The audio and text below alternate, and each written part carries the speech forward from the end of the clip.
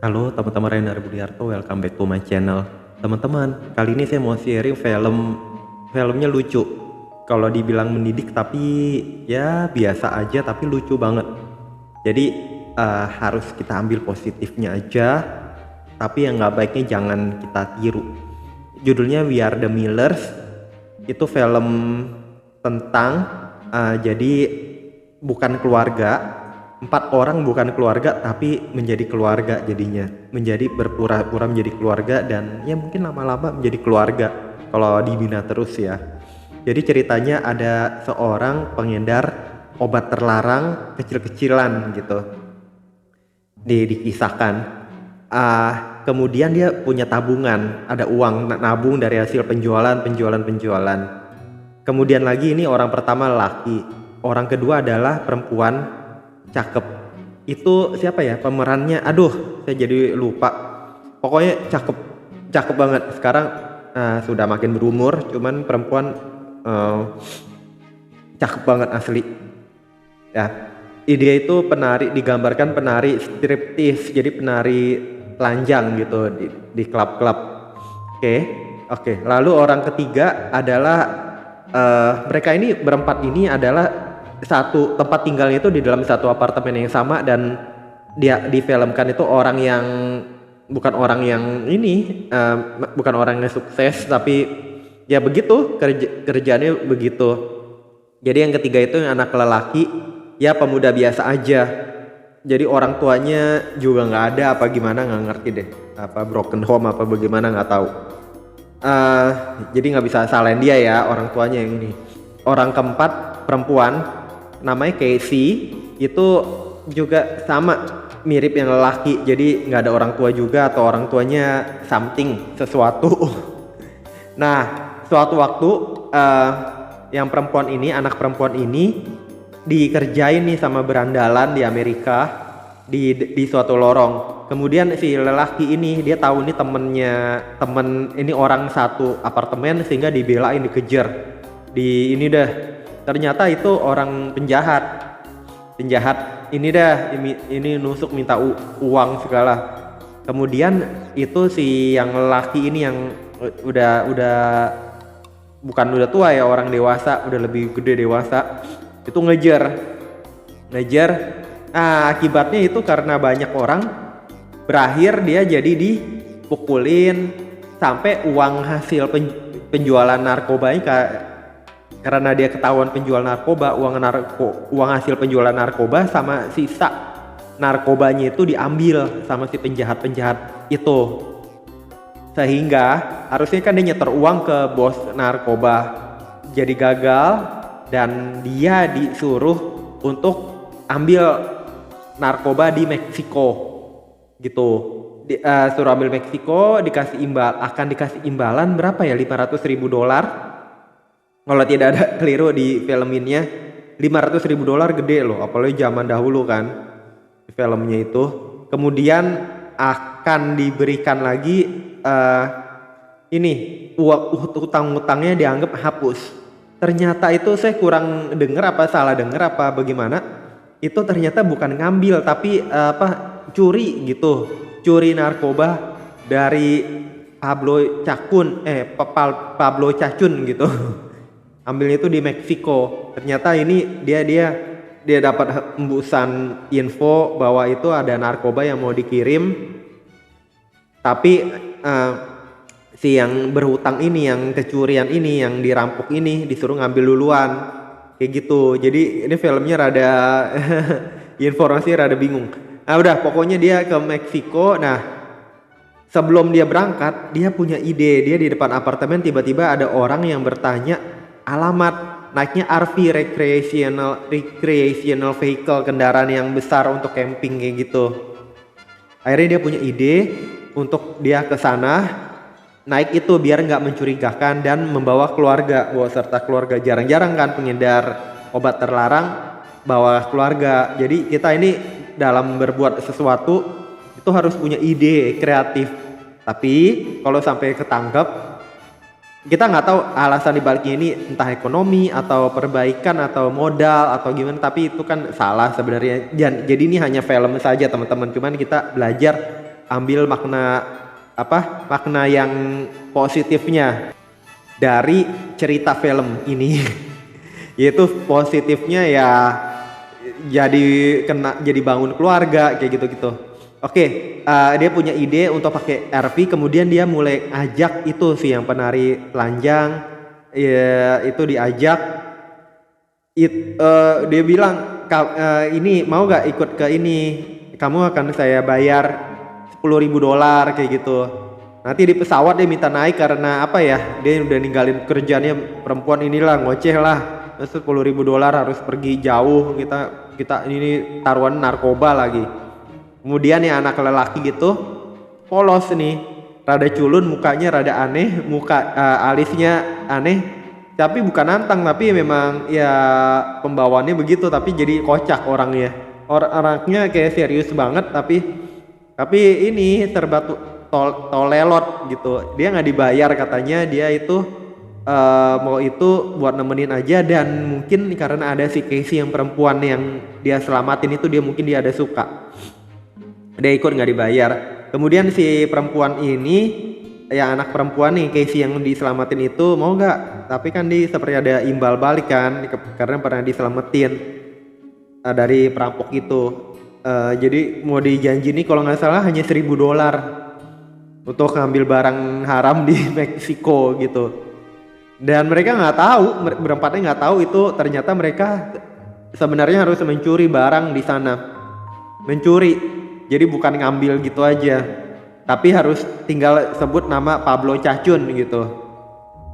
Udah nggak mencurigakan, mereka bisa nembus Meksiko. Iyalah, nggak ada kejahatan apa-apa kan, nembus Meksiko. Di sana udah sampai di tempat ini penyelundup narkoba, dia ditodong pistol, terus disebut Pablo Cacun. Nah, dia kebetulan yang datang duluan. Jadi dia udah tahu nih bosnya yang uang kerampokan, karena dia itu udah tahu, kamu tinggal bilang itu dan suruh datang cepetan kayak gitu. Akhirnya dimuat di dalam mobil itu kan bahaya kan. Nah oke, keluar dari itu tempat narkoba itu, bos obat terlarang itu di stop polisi. Ini film kocak mulu, makanya di stop polisi Meksiko, dibilang ayo kamu bawa apa ya, tapi saya nggak peduli, saya hanya minta 1.000 gitu. Dia bilang $1.000 si uangnya, sini ngasih aja 1.000 kan, walaupun dia mau nanti dapat 500.000, tetap aja kan nih uang belum terima. Kemudian apa ya, mas 1.000 gitu ini, atau pilihannya ini disuruh mesum gitu, disuruh ya bayarnya pakai seks kayak gitu. Wah, dia pikir ini kan laki, polisinya laki, istrinya disuruh itu, istrinya mikir dulu lagi. Nah kemudian si polisinya itu bilang, ini cuma cerita film ya, enggak, saya hanya homo, saya hanya mau sama kamu. Waduh, saya hanya mau suka sama laki. Akhirnya dia suruh tuh anaknya rada mukanya nyebelin, udah kamu iniin aja, udah kamu bantu keluarga gitu kan. Mereka jadi berlaga seperti keluarga, 4 orang ini, 2 laki, 1 dewasa, 1 masih remaja, dan 2 perempuan, 1 ibu-ibu keren sama 1 anak perempuan. Udah akhirnya ternyata dia bilang, udah kamu tinggal pilih 1.000 peso atau ini kamu layanin saya, homo jadinya.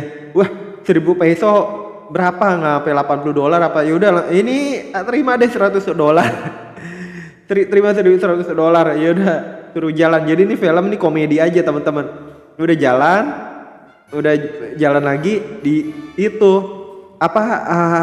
waktu itu langsung mau melewati perbatasan Meksiko.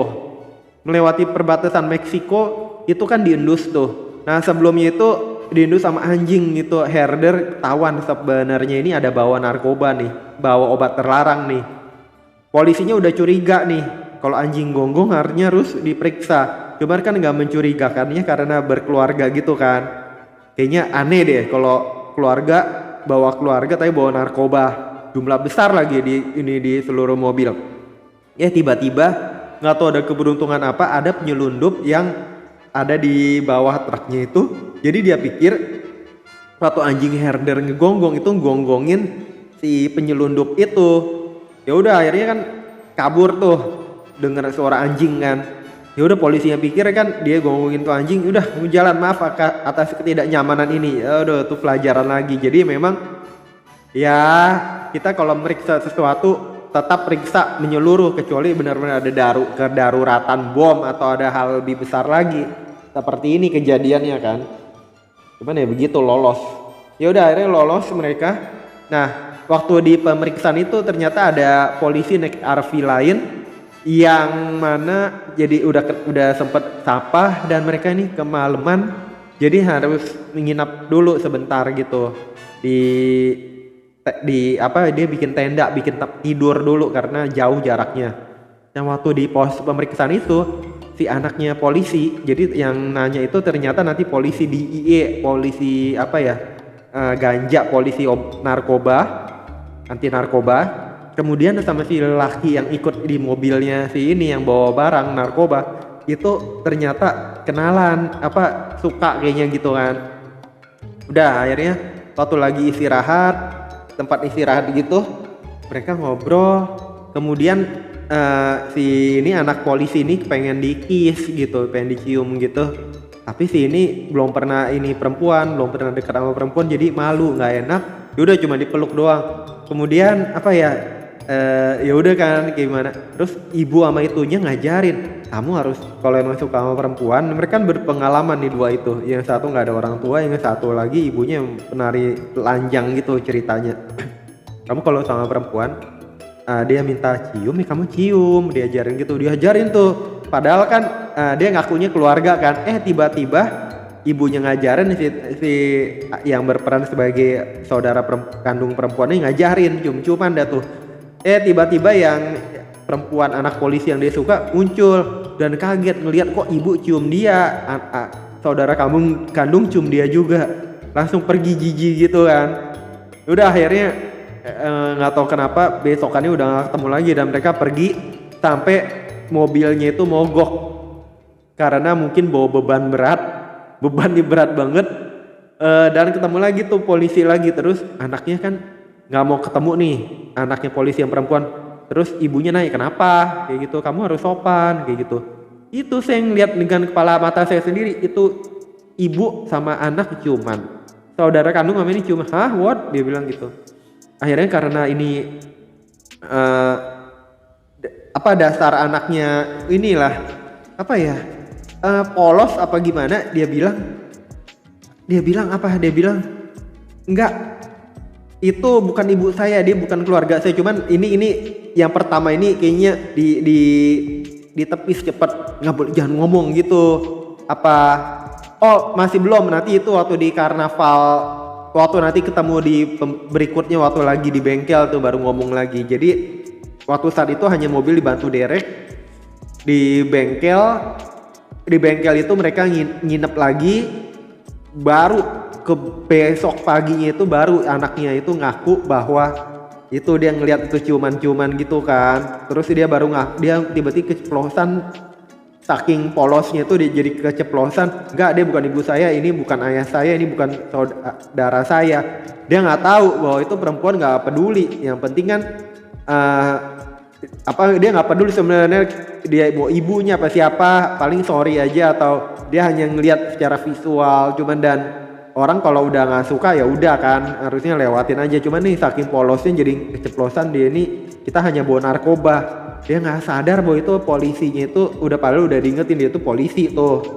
Ya udah akhirnya ya dia bilang keluarga baik. Kemudian tiba-tiba ada si pengedar yang punya barang haram itu muncul diceritain di film, tiba-tiba mau nembak segala, ternyata berhasil dibalas tembakan, bininya dijauhin dari si keluarga polisi itu juga. Jadi udah walaupun diincar, dia nyelamatin keluarga itu polisi juga. Akhirnya polisinya itu bilang, saya akan ngadep belakang, kamu saya anggap nggak kenal kamu apa gimana, saya anggap apa nggak inget kamu apa bagaimana.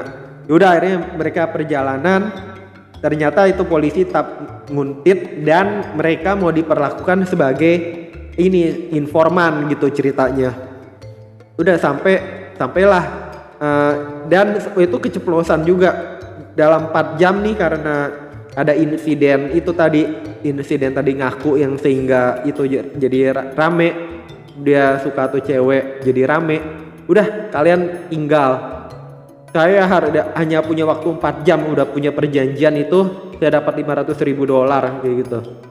Udah, akhirnya ditinggalkan mereka kan, ditinggal, dan mereka di perjalanan itu ingat kebersamaan waktu bersama-sama keluarga mereka itu yang keluarga buatan. Akhirnya dia balik lagi buat jemput itu mereka, dan mereka disuruh minta maaf, dikasih tunjuk gitu. Ya udah, oke deh, ini kita bagi 4, minta maaf. Jadi emang mau berharap sebagai jadi keluarga kali, dia suka tuh mereka. Lagian punya uang banyak ya, apapun bisa dibuat, digambarin gitu kali ya. Udah, akhirnya mereka berjalan ke kantor narkoba yang minta order dia ngambil barang narkoba. Tiba-tiba dia bilang, enggak, saya nggak ada niat bayar kamu, hanya hutang kamu aja yang dilunasin, kayak gitu kan. Mereka kecewa gimana, itu polisi pada terjun tiba-tiba karena sudah dikuntit kan, dan mereka akhirnya dimasukin ke perlindungan karena dianggap sebagai informan. Ya udah, mereka di keluarga itu digambarin jadi keluarga lagi gitu. Ya jadi tetap deket kan, walaupun mereka lagi nggak ada penghasilan. Tiba-tiba digambarin di akhir film nanam ganja lagi. Aduh, itu ngaco tuh film asli. Cuman banyak jenaka-jenakanya itu di perjalanan film, teman-teman. Ini teman-teman nih, filmnya itu nggak boleh dicontoh banget, nggak boleh. Ini hanya sebagai penghibur, dan kita nggak boleh main sama narkoba, jauhi narkoba, cari pekerjaan yang halal yang bagus, teman-teman. Yang halal ada pokoknya, yang usahain kita terus bagus pekerjaan kita. Ya, ambil yang manfaatnya aja, semoga bermanfaat. Jangan lupa subscribe, like, share, komen. Sampai jumpa di video-video saya berikutnya. Bye bye teman-teman.